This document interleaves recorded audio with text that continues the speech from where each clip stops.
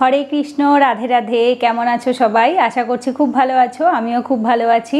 তো লাস্ট ভিডিওটাতে আমি বলেই দিয়েছিলাম যে তোমাদের জেনারেলি সোম বুধ শুক্রই অ্যাকচুয়ালি ভগবদ্গীতার ভিডিও আসবে, বাট এই রবিবারটা আমি দিয়ে দিচ্ছি কারণ তোমরা ফার্স্ট পার্টটাতে খুব ভালো রেসপন্স করেছো, কমেন্টে খুব ভালো ভালো কথা লিখেছো, অনেকেই বলেছে দিদি তাড়াতাড়ি পার্ট 2টা দিয়ে দাও। তো ভাবলাম ঠিক আছে, শ্যুট করা আছে যখন তোমাদের রবিবার দিনকেই দিয়ে দিচ্ছি, এটা সোমবারেও চলে আসবে, ডোন্ট ওয়ারি। তো যাই হোক, আগের দিন আমরা 1 থেকে 20 মানে চ্যাপ্টার 1, আবার যারা প্রথম আজকে ভিডিওটা দেখছো আমি তাদের জন্য একটু বলে রাখি, আমরা শ্রীমদ্ ভগবদ্গীতা যথাযথ এই যে বাংলা ভার্সনের বইটা রয়েছে শ্রীলা প্রভুপাদজির লেখা, তো এই বইটার থেকে আমরা তাৎপর্যটা সহ পড়ছিলাম, ক্লাস করাচ্ছিলাম আমি তোমাদের। এবার এই যে তাৎপর্যটা, এটা আমি বই থেকে নিচ্ছি না, আমি এটা আমার যে বিশ্বাস, আমার যে এক্সপিরিয়েন্স, আমি যে এক একটা লাইন পড়ে যেটা বুঝি, কারণ তাৎপর্য বই টু বই ডিফারেন্ট হয়, শ্লোকগুলো সব বইয়েই সেম হয়, বাট তাৎপর্য যে যেটা বিশ্বাস করে, যে যেটা মানে, সে সেইভাবেই তাৎপর্য লিখে থাকে, ঠিক আছে? তো আমি যেরকমভাবে বিশ্বাস করি, যেরকম মানি, যতটুকু আমার এক্সপিরিয়েন্স আছে, নলেজ আছে, আমি তার বেসিসেই আগের দিন পার্ট 1টাও দিয়েছিলাম, যেখানে আমরা শ্রীমদ্ ভগবদ্গীতার প্রথম চ্যাপ্টার যেটা বিষাদ যোগ, সেটাই আমরা পড়ছিলাম। সেখানের 1 থেকে 20 নাম্বার শ্লোক অবধি আমাদের হয়ে গেছে। যারা এখন অবধি দেখোনি দেখে নিতে পারো, কারণ ফার্স্টেরটা না দেখলে এখান থেকে শুনলে পরে তোমরা বুঝতে পারবে না। আর পার ক্লাস 30 মিনিট মতো করে ক্লাস হয়, আগের ক্লাসটাও মোটামুটি 31 মিনিট মতোই হয়েছিল। তো আজকে আমরা টোটালটা কমপ্লিট করব, মানে চ্যাপ্টার 1টা কমপ্লিট করব, যেখানে আমরা 21 নাম্বার শ্লোক থেকে 46 নাম্বার মানে 46 নাম্বার অবধি কমপ্লিট করব, ঠিক আছে? সো আমি 21 থেকে স্টার্ট করছি, আমি শ্লোকটা বই থেকে পড়ছি, তাৎপর্যটা আমি আমার মতো করে বলবো। আচ্ছা দেখো কি বলছে, 21 আর 22 নাম্বার শ্লোক বলছে, অর্জুন বললেন, হে অচ্যুত, তুমি উভয় পক্ষের সৈন্যদের মাঝখানে আমার রথ স্থাপন করো, যাতে আমি দেখতে পারি যুদ্ধ করার অভিলাষী হয়ে কারা এখানে এসেছে এবং এই মহা সংগ্রামে আমাকে কাদের সঙ্গে যুদ্ধ করতে হবে। তার আগের দিনে যে আমরা ক্লাসে করেছিলাম, ফার্স্ট ক্লাসে দেখেছিলাম যে পটভূমিটা কী ছিল। পটভূমি হচ্ছে মহাভারতের যুদ্ধ, যেটা কুরুদের সাথে পঞ্চপাণ্ডবদের হচ্ছে, এটা আশা করি আমরা সকলে জানি। তো সেখানেই অর্জুন প্রথমে যখন সমস্ত কিছু বললো যে এখানে এরা দাঁড়িয়ে রয়েছে, ওখানে ওরা দাঁড়িয়ে রয়েছে, শঙ্খ বাজালো, সব কিছু হয়ে গেছে, তারপরে অর্জুন ভগবান শ্রীকৃষ্ণকে বলছে যে যেহেতু ভগবান শ্রীকৃষ্ণ সেখানে অর্জুনের রথ চালাচ্ছিলেন, দেখো এইটা সবার আগে বুঝতে হবে যে ভগবান তার ভক্তের জন্য সব কিছু করতে পারেন, কারণ ভগবান সে তো সবার ওপরের সর্বশক্তিমান, কিন্তু তার তো রথ চালাবার, রথের সারথি হওয়ার কোনো কথাই নয়। কিন্তু ভগবান রথের সারথি হতেও রাজি হয় যখন সে তার পরম ভক্ত, শুদ্ধ ভক্তকে পায়। তো সেই জন্য আমরা এখানে দেখতে পাই ভগবানকে অর্জুন যে বলছে কথাটি, কাইন্ড অফ বলতে পারো যে যেভাবে আমরা রথের সারথিকে নির্দেশ দেই যে এখানে নিয়ে চলো, ওখানে নিয়ে চলো, সেইভাবেই বলছে। তো তার মানে কি এটা কি ঔদ্ধত্য? না, এটা ভগবানের প্রতি ভক্তের ভালোবাসা। যদি ভগবানের প্রতি ভক্তের ভালোবাসা অত্যন্ত শুদ্ধ হয়, অত্যন্ত পবিত্র হয় এবং সত্যিকারের একনিষ্ঠ ভক্ত হয়, তো তাহলে ভগবান কিন্তু ভক্তের নির্দেশ মানতেও রাজি হন। তো এই জিনিসটাকে একেবারে কেউ ঔদ্ধত্য হিসাবে দেখবে না যে ভগবানকে কেউ ঔদ্ধত্য করে বলছে, না, বিষয়টা সেটা নয়। বিষয়টা হচ্ছে ভালোবাসার ইয়েতে বলছে, এবং ভগবান ভক্তকে ভালোবেসে অত্যন্ত কৃপাময় হয়ে তিনি ভক্তের সারথি হতে রাজি হয়েছেন, ঠিক আছে? আচ্ছা, তো কি বলছে, হে অচ্যুত। কেন অচ্যুত? অর্জুন বলছেন অচ্যুত কেন? অচ্যুত মানে যাকে চ্যুত করা যায় না, চ্যুত মানে নাড়ানো যায় না, যে সবসময় একদম একই রকমভাবে থাকে, পার্মানেন্ট থাকে, যে স্থিতপ্রজ্ঞ, যে সবসময় একদম সেম থাকবে, যাকে কোনোভাবে চ্যুত করা যাবে না। চ্যুত মানে রিপ্লেস করা যায়, সরানো যায়, যেটা টেম্পোরারি হয়। তো ভগবান কখনো টেম্পোরারি নয়, এই পৃথিবীতে সমস্ত কিছু টেম্পোরারি এক্সেপ্ট গোবিন্দ। গোবিন্দ ছাড়া, ভগবান ছাড়া সমস্ত কিছু টেম্পোরারি, সমস্ত কিছুই চ্যুত, ঠিক আছে? সো সেই জন্য ভগবানকে এখানে অচ্যুত বলে বলা হয়েছে। তুমি উভয় পক্ষের সৈন্যদের মাঝখানে মানে কৌরব এবং পাণ্ডবদের মাঝখানে রথটাকে নিয়ে যেতে বলছে, যাতে সেখান থেকে দাঁড়িয়ে অর্জুন দুপাশটাকেই ভালোভাবে দেখতে পান যে কারা কারা যুদ্ধ করতে এসছে, এবং এই মহাসংগ্রামে, এই ধর্মক্ষেত্র কুরুক্ষেত্রে অর্জুনকে কাদের কাদের সাথে যুদ্ধ করতে হবে। এইটা দেখতে চাওয়ার মানেটা কি? দেখতে চাওয়ার মানে হচ্ছে কাইন্ড অফ বলতে পারো, আগে থাকতে তারা অবশ্যই জানতেন যে যুদ্ধে এরা ওই পক্ষে এবং এরা আমার পক্ষে, কিন্তু বিষয়টা হচ্ছে অনেক সময় দেখবে, এটা আমাদের লাইফেও হয়, আমরা আগে থাকতে জানি যে এটা এই জিনিসগুলো আমাদের সাথে ঘটবে, কিন্তু যখন সেটা চলে আসে তখন সেই দিনটাতে আমাদের প্যানিকটা খুব বেড়ে যায়, সেই দিনে, পার্টিকুলার দিনে আমাদের ভয় বেড়ে যায়। আমরা সারা বছর জানি অমুক ডেটে আমাদের পরীক্ষা আছে, কিন্তু পরীক্ষার একদিন আগে বা পরীক্ষার দিন আমাদের টেনশন যেটা হয়, আমরা অনেকবার তখন নিজেদেরকে জিজ্ঞাসা করি, এটা আমি ঠিক করছি তো, এটা আমি করবো তো, আমরা অনেক সেলফ ডাউটের মধ্যে থাকি, প্রশ্নের মধ্যে থাকি। তো অর্জুনও এখানে সেম এই সেলফ ডাউটের মধ্যে রয়েছে যে আমি যে যুদ্ধ করতে এসছি আমি ঠিক করছি তো, এই প্রশ্নটা তার মনে জাগছে যে আমি যাদের সাথে যুদ্ধ করব তারা আমার প্রত্যেকে নিজের রক্তের সম্পর্কের, আত্মীয়তার মধ্যে, কেউ গুরু আমার, কেউ বন্ধু, কেউ ভাই বোন, কেউ সন্তান সমতুল্য, তো আমি তাদের সাথে কি করে যুদ্ধ করব? তো সেইটার জন্য সে আরেকবার পরখ করে নেওয়ার জন্য নিজেকে ভগবানকে বললেন যে রথটিকে মাঝখানে নিয়ে যাওয়ার জন্য। এরপর 23 নম্বর শ্লোকে ধৃতরাষ্ট্রের দুর্বুদ্ধি সম্পন্ন পুত্রকে সন্তুষ্ট করার মানসে যারা এখানে যুদ্ধ করতে এসেছে তাদের আমি দেখতে চাই। ধৃতরাষ্ট্রের দুর্বুদ্ধি সম্পন্ন পুত্র মানে 100 জন কৌরবের কথা বলছে, এবং স্পেসিফিক্যালি দুর্যোধন, দুঃশাসন এরা অত্যন্ত খারাপ বা দুর্বুদ্ধি সম্পন্ন মানুষ ছিলেন, যারা প্রচণ্ডভাবে কি বলবো মানে যেটাকে আমরা বলে থাকি আসুরিক ভাবাপন্ন। দৈবিক শক্তি এবং আসুরিক শক্তি হয়, এবং এদের মধ্যে প্রচণ্ড পরিমাণে আসুরিক শক্তির প্রভাব অনেক বেশি পরিমাণে ছিল। তো তার জন্য তাদেরকে দুর্বুদ্ধি সম্পন্ন বলেছে, কারণ আমরা মহাভারতে দেখেছি বা পড়েছি যে এরা আগে যে ঘটনাগুলো ঘটিয়েছে সেগুলো সম্পূর্ণ একজন দুর্বুদ্ধি সম্পন্ন মানুষই করতে পারে। সন্তুষ্ট করার জন্যই অবশ্যই এসছে দুর্যোধনের পুত্রকে।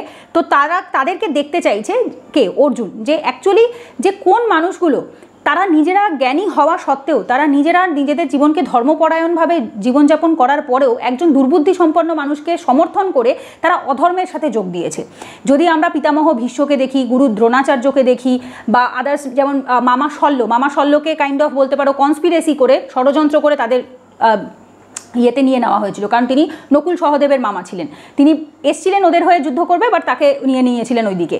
তো এই যে মানুষগুলো লড়াই করছিল ওদের তরফ থেকে, তার মানেটা কি? তার মানে হচ্ছে এই মানুষগুলো তো বেসিক্যালি খারাপ নন। এই মানুষগুলোকে কাইন্ড অফ বলতে পারো এরা বাধ্য হয়েছে অধর্মের সাথে যোগ দেওয়ার জন্য, এবং এটাই কাইন্ড অফ দুর্বুদ্ধিতার পরিমাণ আর কি প্রমাণ বলতে পারো। ঠিক আছে, সো এটা হচ্ছে 23 নম্বর শ্লোক। এরপর 24 নম্বর শ্লোকে বলছে সঞ্জয় বললেন, সঞ্জয়কে আমি আগের দিনের ফার্স্ট ক্লাসেই বলেছিলাম, যাকে ভগবান বেদব্যাস কী করেছিলেন? দিব্য শক্তি দিয়েছিলেন বা দিব্য দৃষ্টি দিয়েছিলেন, যেটার মাধ্যমে সে রাজমহলে বসেই আর কি, তাকে কোনো রকমভাবে যুদ্ধক্ষেত্রে যাওয়ার দরকার ছিল না, তিনি ওখানে বসেই আর কি সবটা দেখতে পাচ্ছিলেন, এবং তিনি মহারাজাকে আর কি, যেহেতু তিনি চোখে দেখতে পেতেন না তাই জন্য তাকে আর কি সবটা বলে। ঠিক আছে, আচ্ছা কি বলছে? হে ভারত, সঞ্জয় বললেন আর কি কাকে? রাজাকে। হে ভারত, অর্জুন কর্তৃক এভাবে আদিষ্ট হয়ে শ্রীকৃষ্ণ সেই অতি উত্তম রথটি চালিয়ে উভয় পক্ষের সৈন্যদের মাঝখানে স্থাপন করলেন। দেখো ভালো করে বোঝো, এখানে অর্জুনকে টার্মটা দেখো গুড়াকেশ বলেছে, গুড়াকেশ। ঠিক আছে, এই দেখবে টার্মটা আমি সংস্কৃতের টার্মের ক্ষেত্রে বলছি, সংস্কৃতের টার্মে এইভাবে বলা হয়েছে, এব মুক্ত ঋষিকেশ গুড়াকেশন ভারত। এটা হচ্ছে সংস্কৃতে বলা হয়েছে, এটার বাংলা মানে হচ্ছে হে ভারত, অর্জুন কর্তৃক এভাবে আদিষ্ট হয়ে, আদিষ্ট মানে নির্দেশ মেনে, ঠিক আছে, ভগবান অর্জুনের কথা মেনে। ঠিক আছে, তারপর কি বলছে? গুড়াকেশ, অর্জুনকে এখানে গুড়াকেশ বলেছে, এবং শ্রীকৃষ্ণকে ঋষিকেশ বলেছে। ঋষিকেশ কেন আমি আগের দিনই বলে দিয়েছিলাম, ফার্স্ট ক্লাসে ঋষিকেশ আমি বুঝিয়েছিলাম, বাট আমি তখন গুড়াকেশ টার্মটা এই প্রথম আসলো, গুড়াকেশ আগে আসেনি। গুড়াকেশ অর্জুনকে বলা হয়েছে যিনি নিদ্রাকে জয় করেছে। গুড়াকেশ যুক্ত মানে কথাটার মানে হচ্ছে যিনি, the person who have conquered the sleep, যে ব্যক্তি তার নিদ্রাকে জয় করেছে। এবার নিদ্রাকে কে জয় করে? নিদ্রা ইজ ইকুয়ালস টু অজ্ঞানতা। এটা না জানলে জেনে রাখো, লিখে রাখো, নিদ্রা বা ঘুমকে অজ্ঞানতার সাথে কম্পেয়ার করা হয়। বেঁচে থাকতে গেলে বেসিক অ্যামাউন্ট অফ ঘুমের প্রয়োজন হয়, যেটা আগেকার দিনে ঋষি মহারিষিরা 4 ঘন্টা 3 ঘন্টা ঘুমাতেন, বাট সেটা যত দিন যাচ্ছে, কলিযুগের মানুষের শরীর এত ভালো নয়। সত্যযুগে মানুষ 2-3 ঘন্টা ঘুমিয়েও বাঁচত, 4-5 ঘন্টা ঘুমিয়েও বাঁচত। দাপর যুগ, ত্রেতা দাপর, এভাবে করতে করতে কলিযুগে এখন ডাক্তাররা বলে 8 ঘন্টা ঘুমাতে লাগে, বাচ্চারা আরও বেশি ঘন্টা ঘুমায়। কিন্তু এই যে 8 ঘন্টা ঘুম না, এটা একজন যারা ঋষি মহারিষি হয় বা একজন যোগীও হয়, সিম্পল যোগী, আমি যদি আমার যোগা স্যারের কথা বলি, প্রদোষ কাকু, তিনি 4-5 ঘন্টা ঘুমিয়েও যা কাজ করতে পারেন, আমি 8-10 ঘন্টা ঘুমিয়েও পারবো না। ঠিক আছে, অ্যাট দ্য এজ অফ 60, আমার স্যার 60 বছর বয়স, but he can do everything. ঠিক আছে, কি করে পারে? বিকজ যারা যোগা করে বা যারা নিজের সেন্সকে কন্ট্রোল করতে পারে, তারা ঘুমকেও কন্ট্রোল করতে পারে, বিকজ ঘুম ইজ ইকুয়ালস টু অজ্ঞানতা। সো অর্জুন এমন একজন মানুষ যিনি অজ্ঞানতাকে জয় করেছেন। ঠিক আছে, সো সেই কারণে এখানে গুড়াকেশ টার্মটা ইউজ করা হয়েছে। শ্রীকৃষ্ণ সেই অতি উত্তম রথটি চালিয়ে উভয় পক্ষের সৈন্যদের মাঝখানে স্থাপন করলেন। সো এখানে ভগবান শ্রীকৃষ্ণকে ঋষিকেশ বলা হয়েছে, এবং তিনি কি করলেন? মাঝখানে রথটিকে নিয়ে আসলেন। ঠিক আছে, তো এই যেটা আমি বললাম, এখানে প্রভুপাদজিও সেম জিনিসটাই বলেছেন, এবং এটা আমিও ওই ভক্তদের মাধ্যমে বা বই থেকেই জানতে পেরেছি। আচ্ছা, এরপরে আসবো হচ্ছে আমরা, এটা গেল 24 নম্বর। 25 নম্বর শ্লোকে কি বলছে? ভীষ্ম, দ্রোণ প্রমুখ পৃথিবীর অন্য সমস্ত নৃপতিদের সামনে ভগবান ঋষিকেশ বললেন, হে পার্থ, এখানে সমবেত সমস্ত কৌরবদের দেখো। দেখো ভালো করে দেখো, ভীষ্ম, দ্রোণ প্রমুখ পৃথিবীর সমস্ত নৃপতি, নৃ মানে নর। ঠিক আছে, নর ধাতুর থেকে নৃ কথাটি আসে, মানে মানুষ। পতি মানে কি? স্বামী। পতি মানে স্বামী। এইবার আমাদের একটা ভুল ধারণা আছে, আমরা ভাবি হাজব্যান্ড বোধহয় একমাত্র স্বামী হয় না, ভগবানও আমাদের পতি, ভগবানও আমাদের স্বামী। স্বামী যেটাকে বলে, স্বামী মানে হচ্ছে মাস্টার। স্বামী মিন্স মাস্টার, প্রভু, যাকে আমরা ইংলিশে বলি মাস্টার, বাংলায় বলি প্রভু। সো যে পতি সেই স্বামী, সেই মাস্টার, এবং সেই যাকে আমরা এখন বর্তমান দিনে বর বা স্বামী বলে থাকি, বাট এটা একমাত্র ওই ক্ষেত্রেই অ্যাপ্লিকেবল হয় এরকমটা নয়। মানে হচ্ছে সে সমস্ত মানুষের অধীশ্বর ওপরে রয়েছে, তো সেই হিসেবে তাদেরকে নৃপতি কথাটি বলা হয়েছে, বিকজ পিতামহ ভীষ্ম, গুরু দ্রোণ এরা অনেক উচ্চ মাপের মানুষ ছিলেন, ঠিক আছে, বা মানুষ বলবো না, কাইন্ড অফ মহামানুষই বলতে পারো, ঠিক আছে। তবে হ্যাঁ, এনাদের একটাই সমস্যা, তারা অধর্মের সঙ্গ দিয়েছিলেন, আর কিছুই নয়। আচ্ছা, হে পার্থ, এখানে সমবেত সমস্ত কৌরবদের দেখো, কৌরবদের এখানে ভগবান বলছে যে তুমি এই কৌরবদের দেখো। কেন ভগবান স্পেসিফিক্যালি কৌরবদের কেন দেখতে বলছে, ভালো করে বোঝো। বিকজ যখন অনেক সময় হয় না, আমরা কোনো যারা ভগবত ভক্ত হয় বা যারা ভালো মানুষ হয়, তাদের হৃদয়ে দয়া থাকে, মায়া থাকে, আমরা সহজে মানুষের অন্যায়টাকে ভুলে যাই, ক্ষমা করে দিই, এটাই একটা ভগবত ভক্ত বা ভালো মানুষের গুণ, ঠিক আছে। কিন্তু ভগবান স্পেসিফিক্যালি কৌরবদের দেখতে কেন বলছেন, যেটা আমি ফিল করি, আমি জানি না বইয়ে কি লিখেছে, বাট যেটা আমার ফিলিং আমি সেটা বলছি। কারণ কৌরবরা অলরেডি আগে অনেক অন্যায় করেছে, কাদের সাথে, পাণ্ডবদের সাথে, পাঞ্চালীর সাথে, মানে মা দ্রৌপদীর সাথে অনেক খারাপ ব্যবহার করেছে, যেগুলো অন্যায় বা অপরাধের সীমাকে পার করে গেছে, পাপের ঘোড়াকে পূর্ণ করে গেছে। সো দ্যাট মিন্স কি, তুমি তাদের প্রতি দুর্বল হয়েও না, তাদের প্রতি ক্ষমাশীল হয়েও না, ঠিক আছে। কারণ এটা রিভেঞ্জের সময় না, এটা ন্যায় দেওয়ার সময়, কারণ এই সময় দুর্বল হওয়াটা মানায় না। কারণ কৌরবদের দেখলে যাতে অর্জুনের সেই আগের সমস্ত কিছু মনে পড়ে যায়, যে ওরা অ্যাকচুয়ালি কী কী খারাপ কাজ করেছে, ঠিক আছে। সো সেই জন্য ভগবান বলছে যে তুমি কৌরবদেরকে দেখো। 26 নম্বর শ্লোকে বলছে, যেখানে অর্জুন উভয় পক্ষের সেনাদলের মধ্যে পিতৃব্য, পিতামহ, আচার্য, মাতুল, ভ্রাতা, পুত্র, পৌত্র, শ্বশুর, মিত্র ও শুভাকাঙ্ক্ষীদের উপস্থিত দেখতে পেলেন। অবশ্যই আগের দিনের ফার্স্ট ক্লাসেই আমি বলেছি যে এরা প্রত্যেকে এদের রিলেটিভস ছিল, কোনো না কোনোভাবে গুরু ছিল বা ভাই বোন, কেউ না কেউ ছিল, ঠিক আছে। তো তার মানেটা কি, তার মানে হচ্ছে এই যে তাদেরকে দেখা এবং দেখার পরে অর্জুনের ভেতর যে জিনিসটা হবে, তার মানে কি অর্জুন দুর্বল হয়ে যেতে পারে। গোবিন্দ এটা পরীক্ষা নিচ্ছেন, ঠিক আছে। তো আমরা আমাদের সাথে হয় না যে আমরা এরকম, আমি জানি না তোমাদের সাথে হয় কি না, আমি তো টোটালি ভক্তিতে ভীষণই একদম মজে যাওয়া মানুষ, তো আমার সাথে এভরি টাইম হয়। আমি যখনই কোনো ক্ষেত্রে দুর্বল হয়ে পড়ি, গোবিন্দ কোনো না কোনোভাবে বুঝিয়ে দেয়, না এটা নয়। তো প্রথমে একবার দেখায় যে যাবি নাকি, মানে একবার লোভ দেখিয়ে দেখায়, এবার যদি না যায় তাহলে গোবিন্দ বোঝে যে না, একদম শুদ্ধ ভক্ত, যাবে না।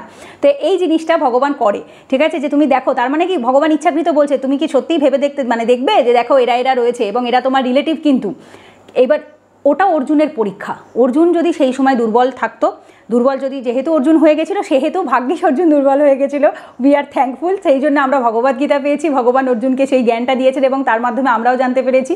বাট অর্জুন যদি একদম স্ট্রং থাকতো যে না আমি লড়াই করবই, তাহলে হয়তো আমরা এটা পেতাম না, একদম ডিরেক্ট লড়াই শুরু হতো। বাট যাই হোক, সবই গোবিন্দর লীলা, সব আগে থাকতে লেখাই ছিল। তো এইখানে ভগবান এটা একটা পরীক্ষা নেওয়ার ছলে ভগবান আর কি বলেছে যে তোমার এই রিলেটিভসদেরকে দেখো, এবং দেখার পরে কি মনে একটু কষ্ট হবে। কেন ভগবান দুটো কথা বললো, ভালো করে বোঝো। প্রথমে বললো কৌরবদের দেখো, কৌরবদের দেখলে তোমার সব খারাপ স্মৃতি মনে পড়বে, রাইট, যে ওরা ওদের সাথে কি কি খারাপ খারাপ করেছে। বাট যখনই তুমি দেখবে যে এই তো আমার পিতৃব্য, এই তো আমার বাবার সমান, এই তো আমার পিতামহ, এই তো পিতামহ ভীষ্ম, এই তো আমার আচার্য, এই তো আমার গুরুদেব, মাতুল, আমার মামা রয়েছে, শকুনি মামা ছিল, শল্য মামা ছিল, ভ্রাতা আমার ভাইরা রয়েছে, বিকর্ণ আমার ভাই, তারপর দুঃশাসন আমার ভাই, পুত্র রয়েছে, ওদের যে ছেলেরা ছিল তারা ছিল, পৌত্র রয়েছে, ছেলের ঘরে ছেলেরা ছিল, মিত্র রয়েছে, শ্বশুরমশাই রয়েছে। তো তার মানে কি এই মানুষগুলো তো আমার সাথে খারাপ করেনি, শুধুমাত্র দুর্যোধনের একা কৌরবের খারাপের জন্য আমি এতগুলো মানুষকে কষ্ট দেব? তো তখন না অর্জুন মোহর মধ্যে বা দ্বন্দ্বের মধ্যে পড়ে যাবে যে আমি কোন দিকে যাব, কি করব। সেই জন্য ভগবান এই যে জিনিসটা এটা করেছেন, ঠিক আছে, বা কথাটি বলেছেন। 27 নম্বর শ্লোকে কি বলছে, অর্জুন বললেন, হে প্রিয়বর কৃষ্ণ, আমার সমস্ত বন্ধুবান্ধব ও আত্মীয় স্বজনদের এমনভাবে যুদ্ধাবিলাসী হয়ে আমার সামনে অবস্থান করতে দেখে আমার সমস্ত অঙ্গ প্রত্যঙ্গ অবশ হয়ে যাচ্ছে এবং মুখ শুষ্ক হয়ে উঠছে। ভালো করে বোঝো, অর্জুন কি বলছে, হে প্রিয়বর কৃষ্ণ, কারণ গোবিন্দ থেকে প্রিয় আর কেউ হতেই পারে না, ঠিক আছে। আমার সমস্ত বন্ধুবান্ধব, দেখো এখানে যাদের রিলেটিভস রয়েছে, বন্ধুবান্ধব রয়েছে, আত্মীয় স্বজন রয়েছে, যারা যুদ্ধাবিলাসী, যুদ্ধের অভিলাষী, তারা যুদ্ধ করতে চাইছে, এইটা ভেবেই, এটা দেখেই অর্জুনের ভয়ে বুক কম্পমান হচ্ছে, মুখ শুকিয়ে আসছে। তার মানে কি, তার মানে অর্জুনের নিজের জন্য ভয় হচ্ছে না। Arjun he was such a person, he was very confident যে তার সামনে সবাই হেরে যাবে যুদ্ধে, এবং সে এদের মৃত্যুর কারণ হতে চাইছে না। অর্জুন নিজের মৃত্যুর ভয় পায় না, অর্জুনের কোনো রকম কোনো কিছুর মোহ মায়া লোভ নিজের জন্য নেই, সে অর্জুন তাদেরকে মারতে চায় না। তার মানেটা কি, তার মানে হচ্ছে একজন ভালো মানুষ, একজন ভগবত ভক্তের মনে প্রেম থাকবে, শুদ্ধ ভালোবাসা থাকবে, করুণা থাকবে, দয়া থাকবে, এটাই স্বাভাবিক, এটাই স্বাভাবিক। তবে হ্যাঁ, এটাও মাথায় রাখতে হবে, যদি কেউ ভক্তের সাথে কোনো অন্যায় করে, ভক্তকে কষ্ট দেয়, ভক্তকে খারাপ রাখে, ওই ওপরে যিনি রয়েছে সুদর্শন চক্রধারী, তিনি ছাড়বেন না। সেই জন্যেই এত কিছু বলা তাকে, ঠিক আছে। অর্জুন চাইছে ক্ষমা করে দিতে, তিনি অর্জুনের ওদের কথা ভেবে অর্জুনের গলা শুকিয়ে আসছে, কষ্ট হচ্ছে যে এই মানুষগুলোকে আমি মেরে ফেলবো, আমি এদের হত্যার কারণ হব। অর্জুন ভাবছে ও হত্যার কারণ হবে বা উনি হত্যার কারণ হবে, বাট ভগবান তো অলরেডি ওদেরকে মেরে ফেলেছে। অর্জুন ওয়াজ জাস্ট আ নিমিত্ত, অর্জুন জাস্ট নিমিত্ত মাত্র, অর্জুন জাস্ট নামে কাজটা করছে, বাট ওদের মৃত্যু অনেক আগেই হয়ে গেছে, ওদের কর্মফলই ওদেরকে মেরে ফেলেছে অনেক আগে। কিন্তু অর্জুন সেটা বুঝতে পারছে না, অর্জুন ভাবছে আমি কি করে কারোর হত্যা করতে পারি। ঠিক যেমন একটা ছোট এক্সাম্পল বলি, ধরো আমরা যেরকম ভেজিটেরিয়ান যারা, আমরা মাংস খাই না, আমরা ভাবি আমরা কি করে এই অবলা প্রাণীগুলোর হত্যা করতে পারি, কারণ আমাদের হৃদয়ে দয়া আছে, মায়া আছে, করুণা আছে, আমাদের মনে ক্ষমা আছে, আমরা অহিংসা পালন করি, হিংসা করতে চাই না। কিন্তু তার জন্য কি এরা সারা জীবন কেউ বেঁচে থাকবে? এই মুরগি বা হাঁস বা এই মাছগুলো না, এরা তো মারা যাবে। এরা মারা যাবে কেন? এদের কর্মফলে এরা মারা যাবে। ভালো করে বোঝো, এরাও আগের জন্মে কোনো না কোনো মানুষ ছিল যারা এই মাংসগুলোকে খেয়েছে, এই মাছগুলোকে খেয়েছে, তাই জন্য তাদের পাপ কর্মের ফল হিসাবে তারা এই জন্মে এরকম হয়ে জন্মেছে। তো এরাও কোনো না কোনোভাবে কোনো না কোনো খারাপ মানুষের হাতেই মারা যাবে। কিন্তু তার জন্য কি সেই খারাপ কর্মটা আমি করব না? ভগবান তাকে শাস্তি দেবে। সেটা অন্য কারোর মাধ্যমে যদি হয় তাহলে সেটা ভগবান তাকে শাস্তি দেবে। একজন ভগবত ভক্ত এইভাবেই ভাবে যে আমি তাকে শাস্তি দেব না, আমি তাকে ক্ষমা করে দেব, আমি তার প্রতি কোনো অন্যায় করব না। তো অর্জুনের হৃদয়ে প্রচণ্ড পরিমাণে ভক্তি এবং শ্রদ্ধা এবং করুণা সবকটা ছিল, যার জন্য অর্জুন এইভাবে বলছে যে গলা শুকিয়ে আসছে। তার মানে এই নয় যে অর্জুন কাপুরুষ ছিল, না, অর্জুন কাপুরুষ নয়, অর্জুনের হৃদয়ে ভালোবাসা এবং মায়া মমতা বেশি ছিল। আচ্ছা, 29 নম্বর শ্লোকে কি বলছে? আমার সর্বশরীর কম্পিত ও রোমাঞ্চিত হচ্ছে, আমার হাত থেকে গান্ডীব খসে পড়ছে এবং ত্বক জ্বলে যাচ্ছে। দেখো, আমার সর্বশরীর কম্পিত, কাঁপছে, স্বাভাবিক, তাদের কথা ভেবে কাঁপছে, কারণ এরা প্রত্যেকে ওর রিলেটিভ, আত্মীয়। কারণ যুদ্ধ সবসময় মৃত্যুকেই ডাকে, যুদ্ধ সবসময় খারাপ, এটা কেউই চায় না যে যুদ্ধ হোক। কিন্তু যখন কোনো যুদ্ধ ধর্মযুদ্ধ হয়, ন্যায় প্রতিষ্ঠানের জন্য যুদ্ধ হয়, তখন সেই যুদ্ধে যদি একটু রক্তক্ষরণ হয়ও সেটা পুণ্যের জন্য হয়, ভালো কাজের জন্য হয়। কিন্তু তবু অর্জুনের শরীর কি হচ্ছে? কম্পিত হচ্ছে এবং রোমাঞ্চিত হচ্ছে। এই রোমাঞ্চ কথাটার ইংলিশে হচ্ছে রোম্যান্টিক, বাট নট, এখানে সেই রকম রোম্যান্টিক নয়, এগুলো কিছু মিথ আছে মানুষের রোম্যান্টিসিজম ব্যাপারে। রোমাঞ্চ মানে হচ্ছে ভয়, এক্সাইটমেন্ট, টেনশন, সব কিছুতে যখন শরীরে গায়ে গুজবাম্পস দেয়, যেটাকে আমরা কাটা বলি, গায়ে ইয়েগুলো, লোমকূপগুলো কাটা হয়ে যায়, তো তখন শরীরের ভেতর, মনের ভেতর যে টেনশনটা বা যে শিহরণটা হয়, সেই শিহরণটাকে রোমাঞ্চিত বলা হয়। ঠিক আছে? আমার হাত থেকে গান্ডীব খসে পড়ছে এবং ত্বক জ্বলে যাচ্ছে, এবং অর্জুনের চোখে জলও চলে আসে। ঠিক আছে? সো হাত থেকে গান্ডীব খসে পড়ছে, একজন ধনুর্ধারী, যে বিশ্বের সর্বশ্রেষ্ঠ ধনুর্ধারী ছিলেন, তার হাত থেকে গান্ডীব খসে পড়া মানে হচ্ছে, তার মানে সে কতটা ব্যথিত হলে কারোর হাত থেকে গান্ডীব খসে পড়ে। কোনো আর্মির লোকের হাত থেকে কখন বন্দুক খসে পড়ে? যখন তার শরীরে মনে সেই শক্তিটা থাকে না, তবে। তো তখন ব্যাপারটাকে এইভাবে বোঝো। ঠিক আছে? আচ্ছা, 30 নম্বর শ্লোকে কি বলছে? হে কেশব, আমি এখন আর স্থির থাকতে পারছি না, আমি আত্মবিস্মৃত হচ্ছি এবং আমার চিত্ত উদ্ভ্রান্ত হচ্ছে, আমি কেবল অমঙ্গল সূচক লক্ষণসমূহ দর্শন করছি। ঠিক আছে? দেখো, কেশব অবশ্যই গোবিন্দর আর এক নাম, তোমরা সকলেই জানো। আমি আর স্থির থাকতে পারছি না, কারণ মনের মধ্যে দোলাচল হচ্ছে, টেনশন হচ্ছে। না, আমাদের যেরকমটা হয়, আমাদের এখন ছোটোখাটো বিষয়, আমাদের এক্সামের আগে হয়, কিন্তু অর্জুনের এটা বড় পরীক্ষা ছিল, জীবনের সবচেয়ে বড় পরীক্ষা, যেটা আমাদের এখনও কলিযুগের প্রত্যেকটা মানুষকে এখনও পথ দেখিয়ে যাচ্ছে। সো তিনি আর কি স্থির থাকতে পারছে না, মনের ভেতর প্রচণ্ড পরিমাণ টেনশন হচ্ছে, এবং সে ভাবছে যে আমি যুদ্ধ করব না, আমি ফেরত চলে যাব। ঠিক আছে? আমি আত্মবিস্মৃত হচ্ছি। আত্ম মানে নিজেকে জানা, বিস্মৃত ভালো করে বোঝো, স্মৃতি মানে মনে রাখা, নিজেকে বোঝা, আর বিস্মৃতি মানে নিজেকে ভুলে যাওয়া। বিস্মৃতি বলে না, বা বিস্মৃতি যেটাকে বলা হয়, বিস্মৃতি হিন্দিতে বলা হয়, বিস্মৃতি মানে হচ্ছে ভুলে যাওয়া। স্মৃতি মানে মনে রাখা, বিস্মৃতি মানে ভুলে যাওয়া। আত্মবিস্মৃত মানে আমি নিজেকে ভুলে যাচ্ছি, আমার এক্সিস্টেন্সকে আমি ভুলে যাচ্ছি, আমি কে, আমি কি, আমার কি করা উচিত, what I have to do, আমার কি করা উচিত নয়, কি করা উচিত, এই যে জিনিসটা, এই বোঝাটাই অর্জুন হারিয়ে ফেলছে। এবং আমার চিত্ত উদ্ভ্রান্ত হচ্ছে, চিত্ত চেতনা, কনসিয়াসনেস যেটাকে ইংলিশে আমরা বলি, চিত্ত কি হচ্ছে? উদ্ভ্রান্ত হচ্ছে। উদ্ভ্রান্ত পাগলরা হয়, একবার এদিক একবার ওদিক কী করবে বুঝে উঠতে পারে না, তো সেই রকম দোলাচল হচ্ছে। আমি কেবল অমঙ্গল সূচক লক্ষণ সমূহ দর্শন করছি, যা যা তার ভেতর হচ্ছে তাতে সে কি ফিল করছে? সমস্তটা অমঙ্গল, যে খারাপ হবে। ঠিক আছে? কারণ সে দেখতে পাচ্ছে যে এরা মারা যাচ্ছে, ওরা মারা যাচ্ছে, বা সে একটা ফিল করছে বা একটা কল্পনাতে চলে গেছে, তো ডেফিনেটলি তার মনে অমঙ্গল সূচক ভাবনা চিন্তাই আসবে। এরপর 31 নম্বরে কি বলছে? হে কৃষ্ণ, যুদ্ধে আত্মীয় স্বজনদের নিধন করার মাধ্যমে কিভাবে মঙ্গল হতে পারে আমি তা দেখতে পারছি না। আমি কোনো যুদ্ধজয়, রাজ্য এবং সুখভোগ কামনা করি না। ভালো করে বোঝো, হে কৃষ্ণ। ঠিক আছে? গোবিন্দকে কৃষ্ণ বলছে। কৃষ্ণ গোবিন্দর নাম। কৃষ্ণ কথাটার মানে কি? কৃষ্ণ মানে অল অ্যাট্রাকটিভ, যে সমস্ত কিছুকে নিজের দিকে আকর্ষণ করে।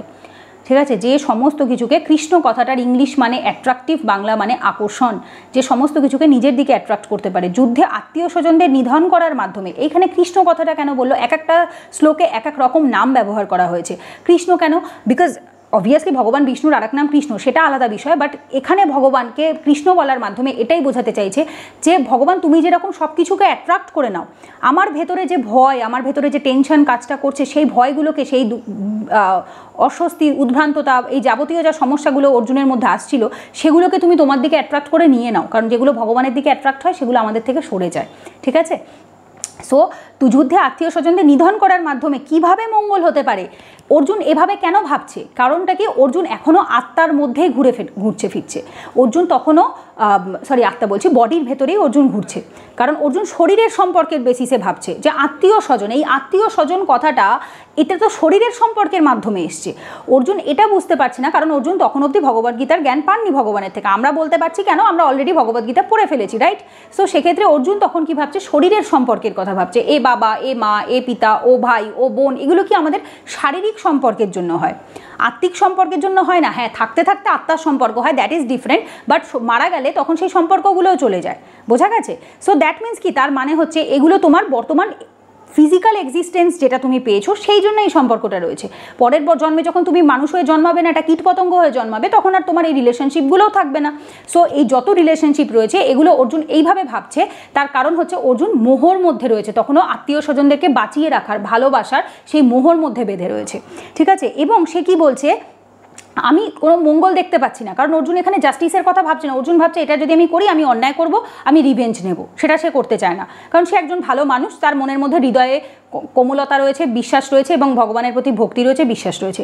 আমি কোনো যুদ্ধ জয়, রাজ্য, সুখভোগ কামনা করি না। সে যুদ্ধ জয় করতেও চায় না, রাজ্যও চায় না, সুখভোগও কামনা করে না, সে কোনোটাই চায় না। কিন্তু আগেকার দিনে, ইভেন এখন সেই ব্যাপারটা নেই কলিযুগে ঠিকই, বাট আগেকার দিনে এভাবে চারটে যে সমাজে আমাদের ভাগ ছিল, তাতে চারজনের ডিফারেন্ট কাজকেই ডিফাইন করা রয়েছে। ব্রাহ্মণকে পুজো করতে হবে, অথবা গুরু হতে হবে, সে হয় পড়াশোনা শেখাবে, অথবা চতুষ্পাটি চালাতো, অথবা সে পূজার্চনা করবে, ঠিক আছে? আরেকটা কি, ক্ষত্রিয়কে যুদ্ধ করতে হবে, রাজ্যভোগ করতে হবে, রাজ্য শাসন করতে হবে, রাজা ইজ লাইক আ ফাদার, ঠিক আছে? একটা প্যাটার্নাল ডেসপোটিজমের একটা কনসেপ্ট আছে, হিস্ট্রিতেও তোমরা ডেফিনেটলি পড়ে থাকবে, আমিও স্টুডেন্টদের পড়াই। সো এই যে ব্যাপারটা, এটা কি, এটা হচ্ছে রাজাকে রাজত্বই সামলাতে হবে, এবং যে বৈশ্যরা থাকতো তারা হচ্ছে ব্যবসা বাণিজ্য দেখবে, এবং শূদ্ররা লেবার ক্লাস ছিল, চাষি ছিল, বা হচ্ছে যে কোনো কোম্পানিগুলোর মধ্যে বা ইসের মধ্যে যে মজদুরির যে কাজটা থাকে, বা হচ্ছে তোমার নাপিত, বা হচ্ছে তোমার ধোপা, এই ধরনের ডিফারেন্ট ক্যাটাগরিতে ভাগ করা থাকতো। এই যে চারটে শ্রেণী ছিল, এবার এই চারটে শ্রেণীর মানুষকে সেই স্পেসিফিক্যালি সেই কাজই করতে হবে, যেটা মহাভারতেও দেখানো হয়েছে। কর্ণ যার জন্য প্রচুর প্রবলেম ফেস করেছে, জাস্ট বিকজ ও সুদপুত্র ছিল বলে, মানে অ্যাকচুয়ালি তো ছিল না, বাট স্টিল এই যেটা কারণটা ছিল এটাই ছিল। তো অর্জুন যদি রাজ্য না পায়, তো দ্যাট মিনস অর্জুনকে কীভাবে জীবনযাপন করতে হবে, অর্জুনকে সন্ন্যাস জীবন নিয়ে নিতে হবে, কারণ যদি রাজ্য না পায় তাহলে তাকে সন্ন্যাস হয়ে যেতে হয়, সমস্ত কিছু ত্যাগ করে সে বনে চলে যাবে। অর্জুনের কাছে সেটাও শ্রেয় ছিল। অর্জুন হচ্ছে, আমি যেরকম ধরো আমায় যদি এখন কেউ বলে যে তোমাকে এমন একটা জায়গায় পাঠানো হবে, কোনো খাবার নেই, শুধু ননভেজ ছাড়া, আমি বলবো না খেয়ে আমি মরে যাবো, আমি হলে এটাই বলবো, আমি না খেয়ে মরে যেতে রাজি আছি, বাট স্টিল আমি খাবো না। সো অর্জুনের ক্ষেত্রেও ব্যাপারটা এরকম হয়ে গেছে, আমার সুখভোগ চাই না, আমার রাজ্যভোগ চাই না, আমি জঙ্গলে চলে যাবো, আমি সন্ন্যাস জীবন নিয়ে নেবো, তাও ঠিক আছে, বাট আমি কাউকে মারবো না। তো উনি কেন এটা বলছে, বিকজ ওর মনে হচ্ছে এটা অন্যায়, ঠিক আছে? আচ্ছা, এরপর 32 থেকে 35 বলছে শ্লোকে, 3টে শ্লোক একসাথে রয়েছে, অনেক লম্বা, ঠিক আছে? আস্তে আস্তে শোনো। হে গোবিন্দ, যাদের জন্য রাজ্য ও সুখভোগের কামনা, তারা সকলেই যখন দেখছি এই রণক্ষেত্রে আজ উপস্থিত, তখন আমাদের রাজ্যে কি প্রয়োজন, সুখভোগ বা জীবনধারণেই বা কী প্রয়োজন? হে মধুসূদন, যখন আচার্য, পিতৃব্য, পুত্র, পিতামহ, মাতুল, শ্বশুর, পৌত্র, শ্যালক ও আত্মীয় স্বজন সকলেই প্রাণ ও ধনাদির আশা পরিত্যাগ করে আমার সামনে যুদ্ধে উপস্থিত হয়েছেন, তখন আমি তাদের হত্যা করতে চাইব কেন? এমনকি তারা যদি আমাকে বধও করেন, হে জনার্দন, এ জগতের কি কথা, এমনকি ত্রিভুবনের বিনিময়েও আমি এই যুদ্ধ করতে প্রস্তুত নই। ধৃতরাষ্ট্রের পুত্রদের হত্যা করে আমরা কি সন্তোষী বা লাভ করব? দেখো, এইটাই একজন ভক্তের মানসিকতা হয়। হে গোবিন্দ, গোবিন্দ নামটা এখানে কেন বলেছে? গোবিন্দ কথাটির অর্থ হচ্ছে যে গাভীকে এবং ইন্দ্রিয়গুলিকে আনন্দ প্রদান করে। গাভী এবং ইন্দ্রিয়, ঠিক আছে? গাভী মানে গোমাতা বা গরু, আর হচ্ছে ইন্দ্রিয়, আমাদের যে পঞ্চ ইন্দ্রিয় রয়েছে তাকে যে আনন্দ প্রদান করে। তুমি গোবিন্দকে দেখবে, তোমার চোখ জুড়িয়ে যাবে, গোবিন্দর গান শুনবে, তোমার কান জুড়িয়ে যাবে। আমাদের প্রত্যেকটা যে পঞ্চ ইন্দ্রিয় রয়েছে প্রত্যেকটা শান্তি পায় গোবিন্দর নাম শুনলে। যাদের জন্য রাজ্য ও সুখভোগের কামনা, কারণ এই আত্মীয় স্বজনকে নিয়েই তো রাজ্য ভোগ করবে না। আজকে পিতামহ ভীষ্মকে এরা এত ভালোবাসে, অথচ যুদ্ধের পর পিতামহ ভীষ্ম থাকবে না, এইটা ভেবে, গুরুদেব থাকবে না, এইটা ভেবেই তার বুকটা শিহরিত হয়ে উঠছে না। তো তাদের জন্য আমি যদি রাজ্যই পাই, তারপর আমি সে রাজ্য নিয়ে করবোটা কি? অর্জুনের মনে এই প্রশ্নটা। কিন্তু ভগবান তাকে যুদ্ধ করতে বলছে রাজ্য পাওয়ার জন্য নয়, ভগবান তাকে যুদ্ধ করতে বলছে প্রজাদের ন্যায় বিচার পাওয়ার জন্য। ভগবান এটা বোঝাতে চাইছে যে একজন রাজমাতা বা বলতে পারো ছিলেন, রানী ছিলেন, মা দ্রৌপদী রানী ছিলেন বা রাজমাতা ছিলেন, যেটাই বলো না কেন, তার প্রতি যদি এত বড় অন্যায় দুর্যোধনের মানুষরা করতে পারে, তাহলে দুর্যোধনের শাসনকালে সেইখানের মানুষদের, ভারতবর্ষের মানুষের বা হচ্ছে তোমার যে কুরু সাম্রাজ্য ছিল তার সেই সাধারণ মানুষের, সাধারণ মহিলাদের কি অবস্থা হবে। ভগবান প্রত্যেকটা মানুষের কথা ভাবতে বলছে, প্রত্যেকটা মানুষের ন্যায় বিচারের জন্য অর্জুনকে যুদ্ধ করতে বলছে, কিন্তু অর্জুন সে ভাবছে কি আমি রাজ্য ভোগ করার জন্য যুদ্ধ করব। ঠিক আছে, সে কারণটা তখন অবধি বুঝে উঠতে পারছে না যে তাকে এক্স্যাক্ট যুদ্ধ করতে বলা হচ্ছে কেন। ঠিক আছে, তারা সকলেই যখন দেখছে এই রণক্ষেত্রে আজ উপস্থিত, আমাদের রাজ্যেরই বা কী প্রয়োজন, দরকার নেই। সুখভোগ বা জীবন ধারণেরই বা কী প্রয়োজন, সুখেরও দরকার নেই, প্রাণটা রাখারও দরকার নেই, জীবন ধারণ করারও কোনো প্রয়োজন নেই। হে মধুসূদন, হে মধুসূদন, ঠিক আছে, ভালো করে বোঝো, এটা গোবিন্দর নাম। ঠিক আছে, হে মধুসূদন, যখন আচার্য, পিতৃব্য, পুত্র, পিতামহ, এখানে রিলেটিভসদের নামগুলো বলছে, মাতুল, শ্বশুর, পৌত্র, শ্যালক, আত্মীয় স্বজন, সকলেই প্রাণ ও ধনাদি, কেউ প্রাণের কথাও ভাবছে না, কেউ ধনের কথাও ভাবছে না, ধন মানে সম্পত্তি, ঠিক আছে, ধনাদির কথাও ভাবছে না, পরিত্যাগ করে আমার সামনে যুদ্ধে উপস্থিত হয়েছে, তখন আমি তাদের হত্যা করতে চাইবো কেন? মানে কি, তার মানে তারা সবাই কাইন্ড অফ বলতে পারো আমার কাছে সারেন্ডার করে দিয়েছে। অর্জুন এইভাবে ভাবছে, তারা সব কিছু পরিত্যাগ করে যখন তারা যুদ্ধের জন্য এসছে, তার মানে কি, তার মানে অর্জুন হি ওয়াজ কনফিডেন্ট যে আমি এখানে শ্রেষ্ঠ, আমি যুদ্ধ করতে পারি। সে জানতেন যে এই যে যারা এসছে তাদেরকে তিনি যুদ্ধে হারিয়ে দিতে পারবে, ঠিক আছে, সেই ক্ষমতাটা বা সেই যোগ্যতাটা তার মধ্যে ছিল, কিন্তু তিনি তাদেরকে মারতে চাইছেন না, এটা ভেবে যে আমি যখন এরা সামনে দাঁড়িয়ে আছে আমি এদেরকে কেন মারতে যাব। ঠিক আছে, এরা তো মানে কোনো অন্যায় কিছু মানে এভাবে করছে না, সামনে যুদ্ধ করতে এসছে। ঠিক আছে, তারা এমনকি তারা যদি আমাকে বধও করেন, মানে ইনি এভাবে বলছে যে যেটা আমি বললাম যে আমি যদি না খেতে পেয়ে মারা যাই তাও আমি খাবো না। সো অর্জুন এইভাবে ভাবছে আমায় যদি মেরেও ফেলে তাও আমি মারবো না এদেরকে। সেই খুবই সফট মানসিকতার হয়ে অন্যায়ের প্রতিবাদও করবো না, কিছু না, কারণ আমি অন্যায় করি না, এই মানসিকতার থেকে। কিন্তু এটা বুঝতে হবে অন্যায়ের প্রতিকার করতে গিয়ে যদি কাউকে শাস্তি দিতে হয় সেটা প্রয়োজন। যেমন আমাদের সুপ্রিম কোর্ট শাস্তি দেয়, কেউ রেপিস্ট হলে, কেউ খুনি হলে তাকে জেলে দেয় বা কাউকে ফাঁসির শাস্তি দেয়, তার মানে কি সে অন্যায় করছে? তার মানে কি সে কোনো পাপ করছে? না, অন্যায়কারীকে শাস্তি দেওয়া, দণ্ড দেওয়া একজন রাজার কর্তব্যের মধ্যে পড়ে। আর আমাদের দেশে তো এখন যেহেতু রাজা প্রজা নেই, সেহেতু আমাদের সুপ্রিম কোর্ট আছে। ঠিক আছে, আচ্ছা, হে জনার্দন, এ জগতেরই বা কী কথা, মানে বলছে এ জগৎ কেন, জনার্দন মানে গোবিন্দর কথা বলেছে। ঠিক আছে, জনার্দন ভগবান বিষ্ণুর আর এক নাম। হে জনার্দন, এ জগতেরই কী কথা, মানে আমাকে এই জগৎ দিয়েই বা কী হবে, আমাকে ত্রিভুবন দিলেও, এই তিনটে ভুবন যেটা রয়েছে, আমরা যেটাকে স্বর্গ, মর্ত, পাতাল, সব সুখ যেটা আমরা বলি, আমাকে এই ত্রিভুবন দিয়ে দিলেও আমি তারপরেও করবো না। মানে কি, আমাকে যদি কোটি টাকারও লোভ দেখানো হয়, যেরকম এখনকার দিনে আমরা বলি না যে তোকে যদি বলা হয় তোকে আমি 10 কোটি দেবো, অনেক সময় আমরা বন্ধুদের ইয়ার্কি মেরে বলি তোকে এই মিথ্যে কথাটা গিয়ে বলে আসতে হবে, কারোর বাড়িতে আগুন লাগাতে হবে। কেউ যদি করে তার মানে তার এথিক্স নেই। আর যদি কেউ বলে যে আমাকে কোটি টাকা কেন, ত্রিভুবন দিলেও আমি এই কাজ করবো না, তার মানে সে এথিক্যাল পারসন। এই লোভের চয়েস যখন মানুষের সামনে থাকে তখনই মানুষের চরিত্র কেমন সেটা বোঝা যায়। তো সে বলছে আমাকে এটা দিলেও আমি করবো না, বিনিময়ে আমি যুদ্ধ করতে প্রস্তুত নই। ধৃতরাষ্ট্রের পুত্রদের হত্যা করে আমরা কি সন্তোষী বা লাভ করবো? কারণ ধৃতরাষ্ট্রের পুত্ররা হচ্ছে সেই সময়কার অত্যন্ত নিকৃষ্ট মানসিকতার মানুষ।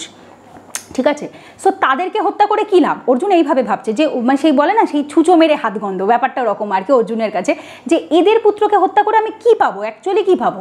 ঠিক আছে, যে সুখভোগটা আমি পাবো, যে রাজ্যটা আমি পাবো, সেটাও তো আমি প্রাণ খুলে মন খুলে বাঁচতে পারবো না। তো আমার কি দরকার? অর্জুন অ্যাকচুয়ালি তখনও ওই সুখের পেছনে বা বলতে পারো সম্পত্তির পেছনে, রাজ্যভোগের পেছনেই আর কি অর্জুন তখনও ভেবে যাচ্ছে, কারণ তখনও গোবিন্দ বাকি 17টা অধ্যায় বলেনি। 17টা অধ্যায় বলার পরে অর্জুনের সমস্ত ভ্রম কেটে যাবে। ঠিক আছে, আচ্ছা, তবে এই যে দেখো, এই যে জিনিসটা আমি বারবার বলছি, এখানে গোবিন্দ ফার্স্ট যে চ্যাপ্টারটা রয়েছে এখানে বারবার করে বোঝাচ্ছে কেন, কারণ অর্জুন ছিলেন ভগবানের মানে গোবিন্দর অত্যন্ত একজন পরম ভক্ত। ঠিক আছে, তোমরা নরনারায়ণের কনসেপ্ট আশা করি অনেকেই জানো, যদি না জেনে থাকো তাহলে বলে দিই। নরনারায়ণ হচ্ছে নারায়ণ এবং তার সাথে একজন নর মানে মানুষ, যাদের দুজনের বন্ডিং অত্যন্ত ভালো এবং একে অপরের সখা, এবং একটি ভগবান বিষ্ণুরই আরেকটি রূপ বলতে পারো বা অবতার বলতে পারো। সেই নরনারায়ণেরই অবতার রূপে বা তারই আত্মা অর্জুন রূপে আসে দাপর যুগে। সো অর্জুন কিন্তু সাধারণ মানুষ নয়, এটা ভেবেও ভুল করো না, অর্জুন কিন্তু ভগবানের একজন শুদ্ধ ভক্ত। ঠিক আছে, শুদ্ধ ভক্ত। তো ভগবান অর্জুনের প্রতি যদি কোনো অন্যায় হয়, অর্জুন হয়তো শাস্তি দিতে চাইবে না, কারণ এরকমই হয়, ভগবত ভক্তেরা এরকমই হয়, তাদের হৃদয়ে দয়া ছাড়া মায়া ছাড়া আর কিচ্ছু থাকে না, কিন্তু ভগবান তার হয়ে শাস্তিটা দেয়। ঠিক আছে, এই জিনিসটা সবসময় মাথায় রাখবো। ওই জন্য কখনো বৈষ্ণব অপরাধ করতে নেই, কখনো কোনো ভগবত ভক্তকে খারাপ কথা, খারাপ ব্যবহার করা, খারাপ কিছু বলা করতে নেই, কারণ এটাতে মারাত্মক পাপ লাগে। এবং এর শাস্তি আমি নিজের চোখে দেখেছি, আমার নিজের লাইফে দেখেছি যে প্রচণ্ড খারাপভাবে লাগে, সে you can not imagine actually. এবং এই ভগবত ভক্তরা যদি কখনো কাউকে আশীর্বাদ করে, কখনো বলে যে আমার পুণ্যের থলিতে যা আছে, আমি যা পুণ্য করেছি সেটা আমি তোমায় দান করলাম, সেই পুণ্য মারাত্মকভাবে লাগে, মারাত্মকভাবে। আমি নিজের লাইফে দুটো জিনিসই দেখেছি, আমি এখানে ডিটেলে বলতে পারছি না, বাট ইটস রিয়েলি হ্যাপেনিং, ঠিক আছে। আচ্ছা, এরপর 36 নম্বর শ্লোকে, এই ধরনের আততায়ীদের বধ করলে মহাপাপ আমাদের আচ্ছন্ন করবে, তাই বন্ধুবান্ধব ও ধৃতরাষ্ট্রের পুত্রদের সংহার করা আমাদের পক্ষে অবশ্যই উচিত হবে না। হে মাধব, আত্মীয় স্বজনদের হত্যা করে আমাদের কি লাভ হবে, আর তার ফলে আমরা কেনই বা সুখী হব? দেখো, কেমন করেই বা সুখী হব, ভালো করে বোঝো। এই ধরনের আততায়ী এখানে আমার কিছু নিজস্বতা নেই, এখানে বইয়েই দেওয়া রয়েছে 6 ধরনের আততায়ী হয়।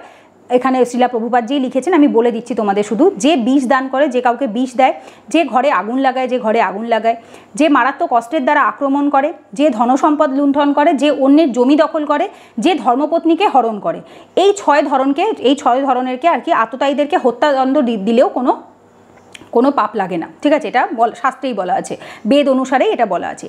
যে অন্যের জমি দখল করে, অ্যাকচুয়ালি ধৃতরাষ্ট্রের পুত্ররা তো তাই করেছিল, পাণ্ডুর পুত্রদেরকে নিজেদের জমি থেকে বেদখল করে দিয়েছিল, তাদের অধিকার কেড়ে নিয়েছিল, ঠিক আছে। এইবার দেখো, এই যে বলছে যে এই 6 ধরনের আততায়ীদেরকে যদি অন্যায় করে তাদের শাস্তি দেওয়া যেতে পারে। যেমন 6 নম্বরে দেখো, যে ধর্মপত্নীকে হরণ করে, যেমন মা সীতাকে রাবণ হরণ করেছিলেন এবং তার জন্য ভগবান শ্রীরামচন্দ্র তাকে শাস্তি দিয়েছিলেন। তার মানে তিনি অত্যন্ত মর্যাদা পুরুষোত্তম শ্রীরামচন্দ্র আমরা তাকে বলে থাকি। এখনও মানুষ রামরাজ্যে বসবাস করার জন্য এক্সপেকটেশনস রাখে বা মানুষ চায় থাকতে। তার মানেটা কি? তার মানে হচ্ছে ভগবান রামচন্দ্র কাপুরুষ ছিলেন না, অন্যায় করলে তার শাস্তি দিতে জানতেন, ঠিক আছে। তো ওইটাই অর্জুনকে ভগবান এটা বোঝাবার জন্য বলছে, বা কথাটা এই কারণের প্রসঙ্গে আসছে যে তুমি সেই রকম হও, তুমি কাপুরুষ হইও না, ঠিক আছে।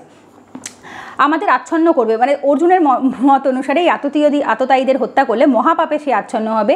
তাই বন্ধুবান্ধব ও ধৃতরাষ্ট্রের পুত্রদের সংহার করা আমার পক্ষে বা আমাদের পক্ষে অবশ্যই উচিত হবে না, সে করতে চাইছে না। হে মাধব বলে গোবিন্দকে এখানে মেনশন করা হয়েছে। গোবিন্দর আরেক নাম মাধব, যার জন্য আমরা রাধা মাধব বলে থাকি। মাধব কথাটির মানে হচ্ছে লক্ষ্মীপতি, লক্ষ্মীর স্বামী, সেই জন্য তার নাম মাধব, ঠিক আছে। তো এখানে বলছে হে মাধব লক্ষ্মীপতি মানে লক্ষ্মী সৌভাগ্যের প্রতীক, রাইট। ভগবান বিষ্ণু আমরা লক্ষ্মী নারায়ণ বলে থাকি, বিষ্ণু লক্ষ্মী বলে থাকি।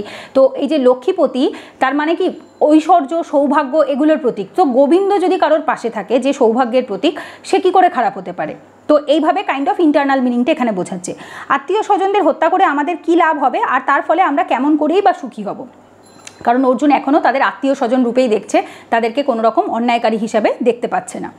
এবার 37 থেকে 38 নম্বর শ্লোকে কি বলছে? হে জনার্দন, যদিও এরা রাজ্যলাভের দ্বারা প্রভাবিত হয়ে কুলক্ষয়জনিত দোষ ও মিত্রদ্রোহ নিমিত্ত পাপ লক্ষ্য করছে না, কিন্তু আমরা কুলক্ষয়জনিত দোষ লক্ষ্য করেও এই পাপকর্মে কেন প্রবৃত্ত হব? দেখো, হে জনার্দন ভগবান বিষ্ণুকে আমরা বলে থাকি, নারায়ণকে বলে থাকি।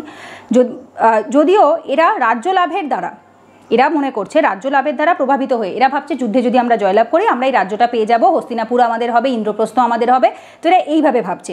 প্রভাবিত হয়ে কুলক্ষয়জনিত দোষ, কুল ক্ষয় হবে। তো যদি কুলে বংশে কেউ বেঁচে না থাকে, পুরুষরা যুদ্ধ হলে পুরুষ মারা যায়, তখন বাচ্চারা এবং স্ত্রীরা অনাথ হয়ে যায়, তাদের স্বামী মারা যায়, তাদের সন্তানরা বাবাহারা হয়ে যায়, এবং তখন স্ত্রীদের ওপর অত্যাচার হয়, স্ত্রীরা পরপুরুষ গমন করে, খারাপ হয়ে যায়, স্বাভাবিক। এটা যে জায়গায় যুদ্ধ হয় সেটা সবাই জানে, বা আশা করি ইতিহাস তোমরাও পড়েছো, আমিও পড়েছি। যুদ্ধ সব থেকে খারাপ হয় মহিলা এবং বাচ্চাদের জন্য, সংসারে বা ইয়েতে কুলক্ষয় হয়। এবার যুদ্ধ হলে কুলক্ষয় হবে। দ্রোহ মানে বিদ্রোহ করা, কারোর বিরুদ্ধে যাওয়া, বন্ধুর বিরুদ্ধে যুদ্ধ করাকে বা আত্মীয়র বিরুদ্ধে যুদ্ধ করাকে মিত্রদ্রোহ বলা হয়। এইবার এগুলো এক একটা পাপ, ঠিক আছে। নিমিত্ত এগুলো দেখেও, এরা এগুলো বুঝতে পেরেও তারপরেও এরা পাপ করছে। তাহলে আমি এটা বুঝতে পেরেও কেন পাপ করব? গোবিন্দ এই প্রশ্নটা করছে যে হে জনার্দন, তুমি তো সমস্ত কিছু জানো, ঠিক আছে, তাহলে তুমি কেন এই পাপটা, ওরা বুঝতে পারছে না, বাট আমি তো বুঝতে পারছি, আমি বুঝে কেন করবো? অর্জুন এই প্রশ্নটা করছে। 39 নম্বর শ্লোকে বলছে কুলক্ষয় হলে সনাতন কুলধর্ম বিনষ্ট হয় এবং তাহলে সমগ্র বংশ অধর্মে লিপ্ত হয়, যেটা বললাম একটু আগে। কুলক্ষয় হলে, কুল যদি ক্ষয় প্রাপ্ত হয়, ঠিক আছে, কুল মানে বংশ। সনাতন মানে হচ্ছে যেটা চিরন্তর থাকে, যেটা পার্মানেন্ট, ঠিক আছে। সনাতন মানে হচ্ছে যেটা ইটার্নিটি অবধি থাকে আর কি। বিষয়টা হচ্ছে কখনো শেষ হয় না, যার শুরু নেই, যার কোনো শেষ নেই, তাকেই সনাতন বলা হয়। কুলধর্ম বিনষ্ট হয়, সনাতন কুলধর্ম কি হবে? বিনষ্ট হবে। কুলধর্ম মানে হচ্ছে যেখানে একটা সুস্থ স্বাভাবিক সম্পর্ক। যেমন ধরো কুলধর্ম আগেও নষ্ট হয়েছিল যখন মা দ্রৌপদীর বস্ত্রহরণ করার চেষ্টা করা হয়েছিল, ঠিক আছে। তো ওইটাকেও কুলধর্ম নষ্ট করা বলা হয়। কুলধর্ম মানে হচ্ছে শ্বশুরমশাই তার বৌমাকে সন্তান রূপে দেখবে, মেয়ে রূপে দেখবে, ভাসুর তার বৌমাকে মেয়ে রূপে বা ছোট বোনের মতো রূপে দেখবে। এই যে এক একটা সম্পর্কে আমরা যে সম্পর্কের মান রাখি বা মর্যাদা রাখি, এটাকেই আমাদের কুলধর্ম বলা হয়। সংসারে থাকতে গেলে একে অপরের প্রতি যে ভালোবাসা, শ্রদ্ধা, এই জিনিসগুলো এটাকেই কুলধর্ম বলে, যেটা যুদ্ধের পরে সেই জিনিসগুলো আর থাকে না, ঠিক আছে, বিনষ্ট হয়। তাহলে সমগ্র বংশ অধর্মে লিপ্ত হবে এবং সমগ্র বংশ কী হবে, খারাপ কাজে যুক্ত হয়ে যাবে। কারণ অবভিয়াসলি তখন যদি পুরুষরা সবাই যুদ্ধে মারা যায়, তাহলে তাদেরকে পথ দেখাবার জন্য, মহিলাদেরকে রক্ষা করার জন্য, বাচ্চাদেরকে রক্ষা করার জন্য কেউ থাকবে না, ঠিক আছে। আচ্ছা, 40 নম্বর শ্লোকে বলছে, হে কৃষ্ণ, কুলে অধর্মের প্রাদুর্ভাব হলে কুলবধূগণ কুলসিত হয়ে পড়ে এবং হে বার্ষেয় কুলস্ত্রীগণ অসচ্চরিত্রা হলে অবাঞ্ছিত প্রজাতি উৎপন্ন হয়, যেটা আমি এইমাত্র বলছিলাম। শিশু, হে কৃষ্ণ, কৃষ্ণ বলে এখানে সম্বোধন করেছে, কুলে অধর্মের প্রাদুর্ভাব হলে, প্রাদুর্ভাব মানে আগমন, আসলে, যদি কুলে খারাপ জিনিস আসে তাহলে কুলবধূগণ মানে আমি যেটা বললাম বাড়ির বউরা কুলসিত হয়ে পড়ে, কারণ তাদেরকে প্রোটেক্ট করার জন্য কেউ নেই। হ্যাঁ, এখন বর্তমানে ফেমিনিস্টরা বলতেই পারে যে না, তাদের কারোর প্রয়োজন নেই, বাট পয়েন্ট অফ ভিউটা বোঝো, সেটা দাপর যুগ ছিল, তুমি এখনের সময়ের সাথে এটাকে তুলনা করতে যেও না। দাপর যুগে বলা কথাকে দাপরের পয়েন্ট অফ ভিউ থেকেই বোঝা ভালো, ঠিক আছে, কোনো কন্ট্রোভার্সিয়াল মানসিকতা না রাখাই ভালো। সো কুলবধূগণ কী হবে, কুলসিত হয়ে পড়ে এবং হে বার্ষীয়, ভগবানকেই এখানে বার্ষীয় বলে উল্লেখ করা হয়েছে, যে বৃষি বংশজাত। বার্ষীয় কথাটার মানে হচ্ছে যে বিষ্ণুর বংশজাত বা বিষ্ণু থেকে বা বৃষ্ণির থেকে কথাটা আসে আর কি, ঠিক আছে। আচ্ছা, এরপরে কি বলছে, ওটা গোবিন্দকেই মেনশন করা, কুল স্ত্রীগণ, যারা কুলের যে স্ত্রী রয়েছে, অসচ্চরিত্রা, তাদের চরিত্রতে কলঙ্ক লাগে, তারা সচ্চরিত্র থাকে না, ঠিক আছে, হলে অবাঞ্ছিত প্রজাতি উৎপন্ন হয়। এবার দেখো, যদি কোনো কুলস্ত্রী সংসারে যদি স্বামী না থাকে এবং তাকে যদি অন্য, যেরকমটা আমরা ইসের সময় দেখেছি না, অনেক মুভি টুভিতেও দেখানো হয়েছে, যে তুলে নিয়ে গিয়ে যখন হাজব্যান্ডকে মেরে ফেলা হয় যুদ্ধের পরে, ওয়াইফকে তুলে নিয়ে যাওয়া হয় এবং তারপর সেখানে তারা বিয়ে করে নিচ্ছে, এরকম আমরা অনেক মিডাইভাল টাইম পিরিয়ডে আমরা দেখেছি। তার মানেটা কি? তার মানে হচ্ছে যদি এরকম হয় তাহলে কী হবে, অবাঞ্ছিত প্রজাতি, অবাঞ্ছিত যেটা এক্সপেক্টেড নয়, অবাঞ্ছিত মানে আনএক্সপেক্টেড, ঠিক আছে। প্রজাতি মানে সন্তানের কথা বলে হচ্ছে, যে স্পিসিসটা জন্মাবে, যে সন্তানটা জন্মাবে সেটা এক্সপেক্টেড নয়, সেটা খারাপ হবে, সেটা ভালো হবে না, কারণ অবভিয়াসলি তার স্বামীর সন্তান তো অবভিয়াসলি নয়, ঠিক আছে, সেটা খারাপভাবে জন্মগ্রহণ করবে, তো সেটাই বলতে চেয়েছে। আচ্ছা, এরপরে আসবো হচ্ছে আমরা, আচ্ছা আমি একটা জিনিস একটু ক্লিয়ার করে দিতে চাই, এই 40 নম্বর শ্লোকে এখানে শ্রীলা প্রভুপাদজির বইটিতে একটি প্যারা রয়েছে এক্সপ্লানেশনে, চাণক্য পণ্ডিতের মতে স্ত্রী লোকেরা সাধারণত অল্প বুদ্ধি সম্পন্না এবং তাই তারা বিশ্বস্ত নয়, তাই তাদের নানান রকম পারিবারিক ঐতিহ্যবাহী ধর্মানুষ্ঠানে সব সময় নিয়োজিত রাখা উচিত, তার ফলে তাদের সতীত্ব ও ভক্তি বর্ণাশ্রম পন্থায় অংশগ্রহণের যোগ্য সৎ মানুষের জন্মদান করবে। ভালো করে বোঝো, চাণক্য পণ্ডিত কে ছিলেন? চন্দ্রগুপ্ত মৌর্যের সময়কার একজন কিং মেকার বলা হতো ওনাকে, চন্দ্রগুপ্ত মৌর্যকে উনিই তৈরি করেছিলেন, ঠিক আছে। তো বেসিক্যালি চাণক্য পণ্ডিত কিছু রাষ্ট্র সম্পর্কে বলে দিয়ে গেছিলেন ক্যারেক্টারিস্টিক, ওনার যে বইটি রয়েছে অর্থশাস্ত্র, সেখানে অর্থশাস্ত্রে বলা হয়েছে যে চাণক্য রাজার কী কী কোয়ালিটিস থাকা উচিত, রাজাকে প্যাটার্নাল ডেসপোটিজম মেনটেন করতে বলা হয়েছে, মেয়েদের কেমন হওয়া উচিত, মহিলাদের কেমন হওয়া উচিত, বাচ্চাদের কেমন হওয়া উচিত, রাজ্য কেমন হওয়া উচিত, তিনি সমস্ত কিছু বলেছে একটা আইডিয়াল সিচুয়েশনে, যেটাতে কোনো অরাজকতা হয় না, সব কিছু ব্যালেন্স থাকে, বিদ্রোহী মানসিকতায় নয়। আবারও বলছি, বিদ্রোহী মানসিকতায় ভগবদ্গীতা পড়ে কোনো লাভ নেই, কারণ তুমি যদি সেই সময় সিচুয়েশান দেখো আর এই সময় সিচুয়েশনের মধ্যে অনেক ডিফারেন্স। তখন মেয়েরা প্লেন চালাতো না, তখন মেয়েরা রোজগার করতো না, বাট এখন মেয়েরা রোজগার করে। আমাদের শাস্ত্রে বলা রয়েছে যে মেয়েদের রোজগারের পয়সায় বাবা মা খেতে পারে না, তার মানে কি বর্তমানে সেটা হচ্ছে না? হচ্ছে। তো সিচুয়েশান ওয়াইজ সময় বদলায়, ঠিক আছে। আমাদের এই মুহূর্তে যেটা দরকার সেটা হচ্ছে আমাদেরকে সৎ থাকতে হবে, ভালো মানুষ থাকতে হবে। আর খারাপ যদি আমরা কথাটা বলি, অল্প বুদ্ধি সম্পন্না যদি চাণক্য পণ্ডিতের কথা অনুসারেই বলি, সেক্ষেত্রে সেটা এখনও আছে। অনেক অল্প বুদ্ধি সম্পন্ন আমরা পুরুষও দেখতে পাই, অল্প বুদ্ধি সম্পন্ন আমরা নারীও দেখতে পাই। সো এখন যদি আমরা কলিযুগের কথা বলি, খারাপ ভালো দুটো মিলিয়ে রয়েছে, সেটা পুরুষের মধ্যেও আছে, মহিলাদের মধ্যেও আছে। সো কেউ পার্সোনালি কোনো কথাকে নিয়ে নেবে না।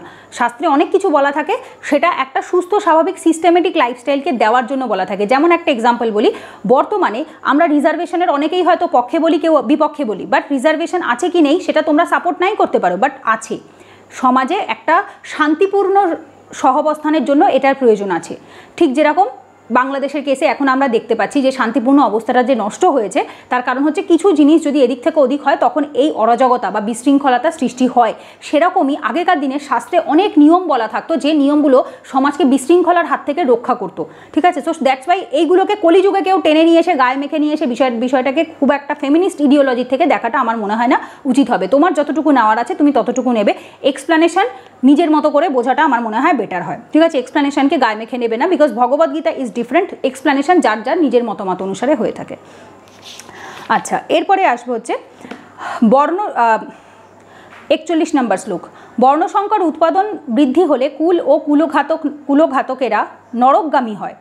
সেই কুলে পিণ্ডদান ও তর্পণ লোপ পাওয়ার ফলে তাদের পিতৃপুরুষেরাও নরকে অধঃপতিত হয়। বর্ণসংকর মানে কি, যেটাকে আমরা বলে থাকি এখন হাইব্রিড বলা হয়, মিক্সড আপ, রাইট? সো বর্ণসংকর কখন হবে? যখন হাজব্যান্ডরা যুদ্ধে মারা গেলে তখন ওয়াইফরা যদি সেই জায়গায় চলে আসে, খারাপ হয়ে যায়, তাদের যে সন্তান হবে সেটা হবে বর্ণসংকর, ঠিক আছে? মিক্সড আপ হয়ে যাবে। লাইক ধরো হয়তো ক্ষত্রিয়র ওয়াইফকে হয়তো কেউ নিচের স্তরের বা একদম ওপরের স্তরে কেউ হয়তো নিয়ে গেল, কোনো না কোনো একটা স্তরের হবে, ঠিক আছে? সো এর ফলে বর্ণসংকর তৈরি হবে, যেহেতু তখন রেসিজম বা রেস জিনিসটা তখন ছিল। বাট এখন বিং আ এডুকেটেড পার্সন, আমি নিজে অ্যানথ্রোপোলজিতে অপশনাল পড়েছি এবং আমি অনেক পড়াশোনা জানা মানুষ, তো that's why it is a myth. এটা বর্তমান সিচুয়েশনে দাঁড়িয়ে আমার কাছে অন্তত myth, because every one is same, ভগবানের কাছে সবাই সমান, এক একটা ডিফারেন্ট জায়গায় ডিফারেন্ট জিনিস থাকে। তো দ্যাটস ওয়াই বিষয়টাকে অত বেশি সিরিয়াসভাবে নেওয়ার কোনো প্রয়োজন নেই, কারণ ভগবদ্গীতা টোটাল পড়তে পড়তে তোমাদের যাবতীয় ডাউট ক্লিয়ার হয়ে যাবে। উৎপাদন বৃদ্ধি হলে কুল ও কুলঘাতকেরা, কুলে যারা রয়েছে তারা এবং কুলঘাতকেরা যারা এদের মৃত্যুর কারণ, এরা উভয়ই সকলেই নরকগামী হয়, এরা প্রত্যেকে নরকে যাবে, ঠিক আছে? কেন নরকে যাবে? কারণ পিণ্ডদান করার জন্য। কারণ পিণ্ডদান আমরা কেন করি? এই যে যখন কেউ মারা যায় বাড়িতে, ডেফিনেটলি তোমরা জানবে পিণ্ডদান করা হয়, তর্পণ করা হয়, পিতৃপুরুষকে জলদান করা হয়। পিণ্ডদান করা মানে পিণ্ডদানে একটা কনসেপ্ট আছে, ওখানে ভগবান বিষ্ণুর পুজো হয়, নারায়ণ পুজো হয়। আমাদের বাড়িতেও আমি দেখেছি, আমার জেঠু আগের বছর মারা গেছিলো যখন, তো পিণ্ডদানে ভগবান বিষ্ণুর পুজো হয়, নৈবেদ্য হয়, চাল কলা আরও অনেক কিছু দিয়ে মাখে এরকম দলা দলা মতো করে, সেটা পুজো করে হাতে নিয়েও আর কি করতে হয়, একটা ব্যাপার আছে। তো ওইটা হচ্ছে ভগবান বিষ্ণুর পুজোর প্রসাদ। সেই প্রসাদটা যখন পায় আত্মারা, তখন তারা সেই দেহ ত্যাগ করে পুরোপুরি তারা যেখানে যাবে, সেটা যেখানেই যাক না কেন, পার্টিকুলার কোথাও সে স্বর্গে হোক বা পুনর্জন্ম হোক, যেখানেই হোক, সেটা তাদের ওই যে কষ্টটা সেই শরীরের মধ্যে যে আটকে ছিল সেইটার থেকে তারা মুক্তি পেয়ে যায়, পারলৌকিক ক্রিয়া বলে, এবং দ্যাট ইজ ট্রু, ঠিক আছে? এটাকে রাইটস অফ প্যাসেজ বলে ইংলিশে, বা রিচুয়ালস অফ প্যাসেজ বা রাইটস অফ প্যাসেজ বলে। আচ্ছা, এরপর বলছে কি, তর্পণ লোপ পাওয়ার ফলে, এবং জলদান হচ্ছে না, তর্পণ হচ্ছে না, তার ফলে কি হচ্ছে, পিতৃপুরুষেরাও নরকে অধঃপতিত হয়। কারণ যদি সংসারে বা বাড়িতে কোনো পুরুষ না থাকে তাহলে তর্পণ, এখন তো মেয়েরাও করে, বাট তখনকার দিনে এরকম ব্যাপার ছিল, পুরুষ না থাকলে তর্পণ কেউ করতে পারবে না, পিতৃপুরুষকে জলদান করতে পারবে না। তো তাহলে কি হবে, পুরো কুলটা নরকে অধঃপতিত হবে, ঠিক আছে? আচ্ছা, এরপর কি বলছে 42 নম্বর শ্লোকে, যারা কুকর্মের মাধ্যমে বংশের ঐতিহ্য নষ্ট করে এবং তার ফলে অবাঞ্ছিত সন্তানাদি সৃষ্টি করে, তাদের এই দোষের ফলে সর্বপ্রকার জাতিধর্ম এবং কুলধর্ম বিনাশপ্রাপ্ত হয়। বলছে যে যারা এই ধরনের কুলের ক্ষতি করে, ঐতিহ্য নষ্ট করে, তার ফলে খারাপ সন্তান জন্মগ্রহণ করে এবং কুলের সর্বপ্রকার জাতিধর্ম এবং কুলধর্ম দুটোই বিনাশপ্রাপ্ত হয়। জাতিধর্ম মানে হচ্ছে ওই ক্ষত্রিয়র মধ্যে ক্ষত্রিয়র বিয়ে হবে, ক্ষত্রিয়র মধ্যে ক্ষত্রিয় সন্তান হবে, এটা জাতিধর্ম ছিল। আর কুলধর্ম হচ্ছে বাড়ির মধ্যে হাজব্যান্ডের ওয়াইফই হবে এবং সেই সন্তানের জন্মগ্রহণ করবে, খারাপ বাইরের কেউ নয়। তো এই দুটোই বিনাশপ্রাপ্ত হবে, দুটোই ক্ষয়প্রাপ্ত হবে। অর্জুন তখনও অ্যাকচুয়ালি দেখো, একটা জিনিস বোঝো, দুটো জিনিস হয় ধর্মের, ঠিক আছে? একটা হয় হচ্ছে অন্তর্নিহিত, মানে যেটা গোবিন্দ বাকি প্রত্যেকটা যে 17টা প্যাসেজ আছে, 17টা চ্যাপ্টার আছে, সেখানে গোবিন্দ বুঝিয়েছে যে focus on the internal thing, ভেতরের দিকে ফোকাস করো, বাইরের এত নিয়মে জড়িও না। আমাদের প্রভুজিরা একটা কথা বলে, নামে জড়াও, নিয়মে জড়িও না। মানে ভগবানের নাম নিয়ে থাকো, সব অটোমেটিক হয়ে যাবে, ভগবান করিয়ে নেবে, নিয়ম দেখতে যেও না। তো অর্জুন অ্যাকচুয়ালি তখন অবধি এমন একজন মানুষ ছিলেন, তিনি একদম সৎ চরিত্রা, ভালো মানুষ, যিনি সারা জীবন নিয়ম কারণ মেনে এসছে, সমস্ত কিছু শুদ্ধভাবে পালন করেছে। তার কাছে এই বিষয়গুলো সত্যিই বড় একটা ম্যাটার ছিল সেই সময় দাঁড়িয়ে, ঠিক আছে? সেই কারণে বারবার এই কথাগুলো আসছে। 43 নম্বর শ্লোকে বলছে, হে জনার্দন, আমি পরম্পরাক্রমে শুনেছি যে যাদের কুলধর্ম বিনষ্ট হয়েছে তাদের নিয়ত নরকে বাস করতে হয়। পরম্পরাক্রমে শুনেছে, ঠিক যেমন এই যে আমি ধরো যে জিনিসগুলো মানি বা শিখেছি বা জানি, সেগুলোও আমি পরম্পরাক্রমেই শিখেছি বা শুনেছি।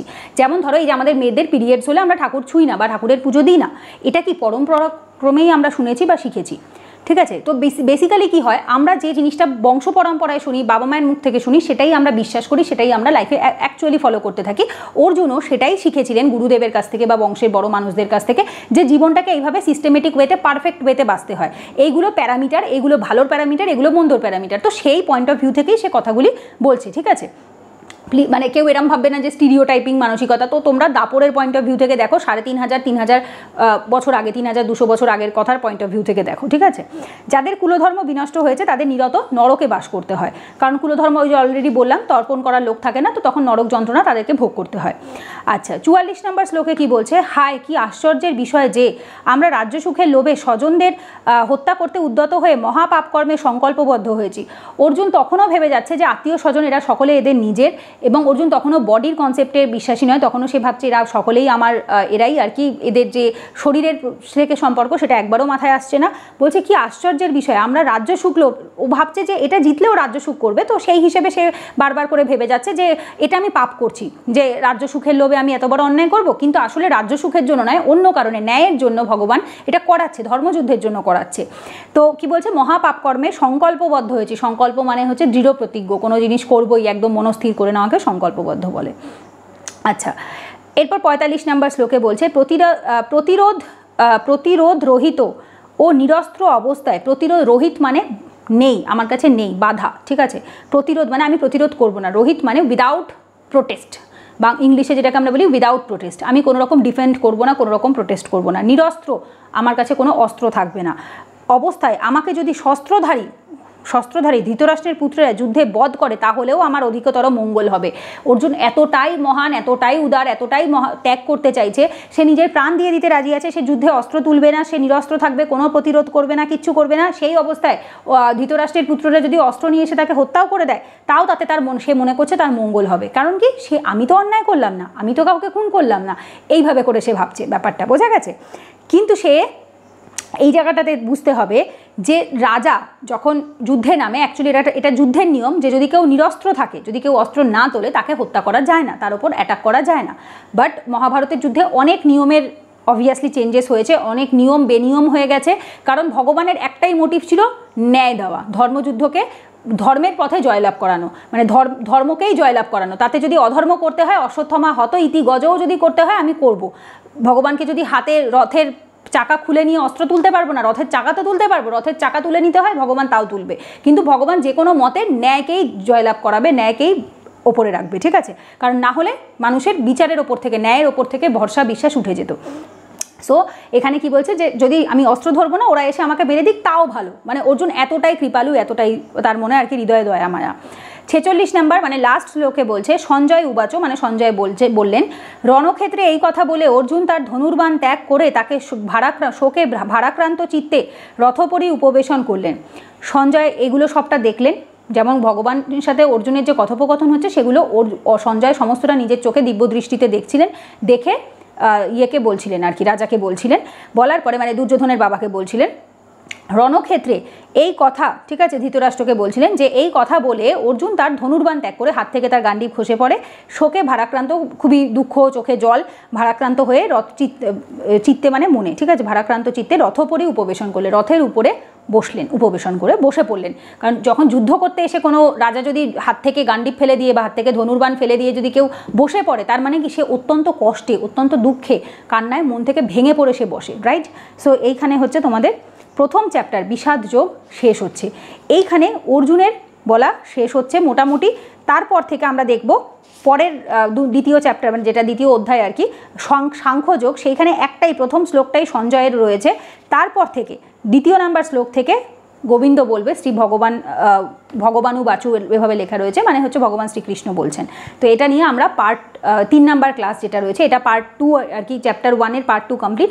এরপর 3rd ক্লাসে আমরা চ্যাপ্টার যেটা রয়েছে 2 নাম্বার যেটা সাংখ্যযোগ, সেটা নিয়ে আমরা ডিটেলে আলোচনা করব, ডিটেলে পড়বো। এবার ওটারও হয়তো 2টো পার্ট বা 3টে পার্ট হয়ে যাবে, বিকজ ওখান থেকে অ্যাকচুয়ালি ভগবদ্গীতার কনসেপ্ট স্টার্ট হয়, ঠিক আছে। সো এই অবধি যেটা ছিল, এটা হচ্ছে আমাদের মনে, ভক্তের মনে বা যে কোনো মানুষের মনে যখন অনেক নানান রকম খারাপ পরিস্থিতি, খারাপ সিচুয়েশন আসে, মনে অনেক প্রশ্ন জাগে, ভগবান এটা হবে, ভগবান ওটা হবে, এটা হলে তো এটা হতো, ওটা হলে তো সেটা হতো, আমরা অনেক প্রশ্নের একেবারে ঝুলি সাজিয়ে নিয়ে ভগবানের সামনে বসি এবং তাকে এটা বলি ওটা বলি, এবং সে একটা একটা করে খুব ধৈর্যের সাথে আমাদের প্রশ্নের উত্তর দেয়, ঠিক আছে। সো এইটা আমি জানি না তোমাদের সাথে হয় কিনা, বাট আমার সাথে এভরি টাইম হয়, প্রত্যেক দিন হয়, প্রত্যেক মুহূর্তে হয়। যখনই মনে প্রশ্ন জাগে আমি একেবারে প্রশ্নের ঝুলি নিয়ে বসে পড়ি এবং জাস্ট আধ ঘন্টা 1 ঘন্টার মধ্যে সব উত্তর নিয়ে তারপর আমি ঠাকুরঘর থেকে বেরোই। তো এইটাই অ্যাকচুয়ালি অর্জুনের সাথেও হয়, অর্জুনও প্রত্যেকটা উত্তর পায় দ্বিতীয় অধ্যায় থেকে 17 নম্বর 18 নম্বর অধ্যায়ের মধ্যে, সেগুলো আমরা সব ডিটেলে পড়বো এরপরে আস্তে আস্তে। আশা করছি বুঝতে পেরেছো। ক্লাসটা একটু লেন্দি হয়েছে, আমার কিছু করার ছিল না, বিকজ এটা আমাকে কমপ্লিট করতে হতো, না হলে আবার পার্ট 3 করতে হতো। দ্যাটস ওয়াই আমি একটা ক্লাসে একটু 20 মিনিট এক্সট্রা করে করিয়ে দিলাম। ধৈর্য ধরে ধীরে সুস্থে দেখো, আশা করছি উপকার হবে। আই ক্যান অ্যাসিওর ইউ, আমি এটুকু বলতে পারি, 18টা ক্লাস কমপ্লিট হওয়ার পর, 18টা চ্যাপ্টার কমপ্লিট হওয়ার পরে তোমাদের you will become a different person, তোমরা একজন আলাদা মানুষ হবে যদি সেই জিনিসগুলোকে বেদবাক্যের মতো জীবনে ফলো করো। যেটা বলে দিয়েছে গোবিন্দ, যেটা বলেছে সে তো বলেছে, ঠিক আছে। অর্জুন কি বলেছে এখানে, ওই অর্জুনের কথাগুলোকে ওইভাবে ধরে নিয়ে কন্ট্রোভার্সিয়াল মানসিকতায় থেকো না, বিকজ গোবিন্দর কথা টোটালি ডিফারেন্ট। 18টা চ্যাপ্টার পড়ার পরে তোমরা বুঝতে পারবে যে অ্যাকচুয়ালি আমাদের কেমন হওয়া উচিত, ঠিক আছে। আমাদের নামে জড়াতে হবে, নিয়মে নয়, ঠিক আছে। সো যাই হোক, এইটুকুই বলবো, আর বেশি কিছু নয়। ভিডিওটা এখানেই এন্ড করছি, আশা করছি উপকার হচ্ছে। যদি হয় তাহলে অবশ্যই একটা লাইক করো, কমেন্টে জানিও, চ্যানেলটা অবশ্যই সাবস্ক্রাইব করে রেখো। তো চলো, পরে সোমবারেও আবার ভগবদ্গীতার ভিডিও চলে আসবে, চ্যাপ্টার 2 চলে আসবে। তো যাই হোক, চলো পরের ভিডিওতে দেখা হচ্ছে। সুস্থ থাকো, ভালো থাকো। ভিডিওটা ভালো লাগলে লাইক, কমেন্ট, শেয়ার করে চ্যানেলটা সাবস্ক্রাইব করে দিও। তো চলো, রাধে রাধে, হরে কৃষ্ণ।